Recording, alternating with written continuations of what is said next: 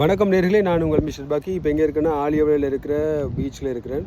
இங்கே கடல்லேருந்து அடித்து ஒதுக்கப்படுற பொருட்கள் என்னென்ன வந்து சேருது, அதை பற்றியான ஒரு அப்டேட்ஸ்க்காக உங்கள் பார்வைக்காக காட்டணும் அப்படிங்கிற ஒரு எண்ணத்தோடு இந்த பதிவை மேற்கொள்கிறேன். இந்த காற்றுல பார்த்தீங்க அப்படின்னா வந்து அடையக்கூடிய பொருட்களை நீங்கள் பார்க்கலாம்.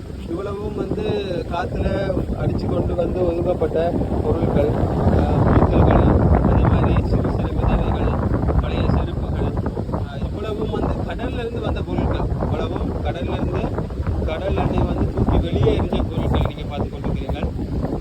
இதே மாதிரி பார்த்தீங்க அப்படின்னா தொடர்ந்து இந்த முழுவதுமாக இப்படியான பொருட்கள் தான் இங்கே இருக்கிறது உங்களால் பார்க்க முடியும். பார்த்தீங்கன்னா போத்தல்கள், சாராய போத்தல்கள், பிளாஸ்டிக் போத்தல்கள், மருந்து போத்தல்கள், இப்படி அதிக அளவான பொருட்கள் வந்து இந்த கடற்கரை முழுவதுமே நிரம்பி இருக்கு.